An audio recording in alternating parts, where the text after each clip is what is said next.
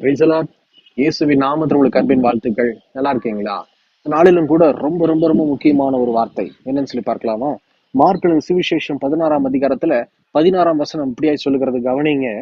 விசுவாசம் உள்ளவனாகி ஞானஸ்நானம் பெற்றவன் ரட்சிக்கப்படுவான், விசுவாசியாதவனோ ஆக்கினைக்குள்ளாக தீர்க்கப்படுவான்.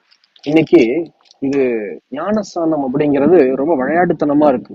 அநேகருக்கு இது விளையாட்டுத்தனமா இருக்கிறது. நிறைய பேர், ஒன்னு ரெண்டு பேர் இல்ல, நிறைய பேரை நான் பார்த்திருக்கிறேன். ஞானஸ்நானம் எதுக்கு எடுத்திருக்கீங்க பிரதர், எப்ப எடுத்தீங்க அப்படின்னு சொன்னா, இதோ என்னுடைய திருமணத்துக்காக நான் எடுத்தேன் பிரதர் அப்படின்னு சொல்றாங்க. ஞானஸ்நானம் என்பது என்ன அப்படின்னு சொல்லி அறிந்து கொள்வது கிடையாது. அதை டீச் பண்றதுக்கும் ஒரு சில பேர் மறந்து போயிடுறோம். அது ரொம்ப தவறு. ஊழியக்காரர்களாகிய நாம் அதுல ரொம்ப ரொம்ப கவனமா இருக்கணும். ஞானஸ்தானம் அப்படிங்கிறது சர்வ சாதாரணமான விஷயம் அல்ல. ஏன்னா அந்த யோவான் ஸ்நானகன் பாருங்க, அம்பு அம்பு மாதிரி அந்த வார்த்தை இருக்குது. அந்த அம்பு என்ன செய்யுது? நெஞ்ச கிழிக்கிற வண்ணமாய் பேசுகிறார் யோவான் ஸ்நானகன். அப்படிப்பட்ட வார்த்தைகளை சொல்லி யார் மனம் திரும்பி விசுவாசிக்கிறார்களோ அந்த விசுவாசிகளுக்கு தான் ஞானஸ்தானம் கொடுக்கிறார். அப்படின்னா மனம் திரும்புதல், அதாவது பழசையெல்லாம் விட்டுட்டு இனி நான் கிறிஸ்துவுக்காக வாழுவேன், இனி என்னுடைய அவயவங்கள் கிறிஸ்துவுக்காக வாழும், இயேசு கிறிஸ்துவை நான் துக்கப்படுத்த மாட்டேன்னு சொல்லி உண்மையா தன்னை ஒப்பு கொடுக்கிறார்களோ அவர்கள் தான் விசுவாசிகள். அப்படிப்பட்ட விசுவாசிகளுக்கு எல்லாம் அப்போஸ்தலர்கள் என்ன செஞ்சாங்க? உடனடியா ஞானஸ்தானம் கொடுத்தாங்க. அபிஷேகத்தை தேவன் கொடுத்தார். அப்படி இருக்கும்போது நம்ம என்ன செய்யணும்? அதிகமா ஞானஸ்தானம் கொடுக்கிறோம், ஆனா ரொம்ப கவனமாய் கொடுக்க வேண்டும். ஏன் இதை சொல்றேன் அப்படின்னா, நான் சொன்னது போல திருமணத்துக்காக ஞானஸ்தானம் எடுத்த பிரதர் அப்படின்னு சொல்லி ஒரு சகோதரன் சொன்னாரு.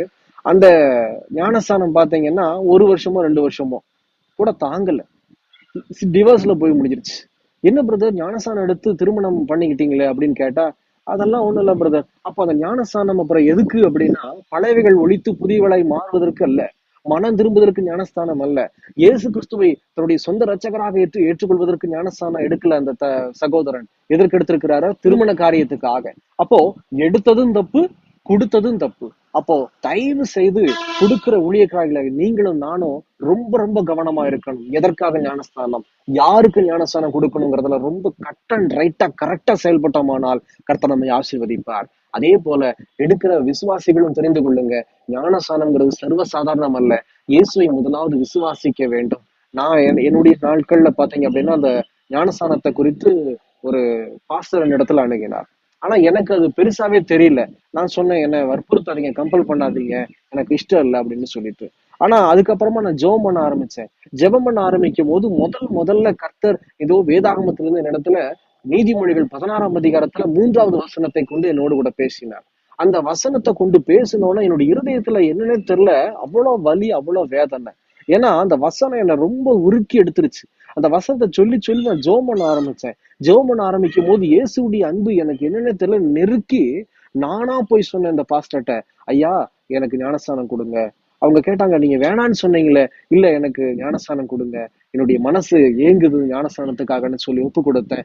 அந்த நாள் எனக்கு ஆசீர்வாதமான நாளா இருந்தது. இன்னைக்கு என்னை கர்த்தர் பழைய காரியங்கள் எல்லாம் ஒழித்து புதிய காரியங்களாய் கர்த்தருடைய ஊழியக்காரனாய் உங்க முன்னாடி நிறுத்தி இருக்கிறார். அதனாலதான் நான் சொல்றேன், ஞானஸ்தானம் என்பது சர்வ சாதாரணமான காரியம் அல்ல. நீங்கள் விசுவாசத்தோடு எடுக்க வேண்டும்.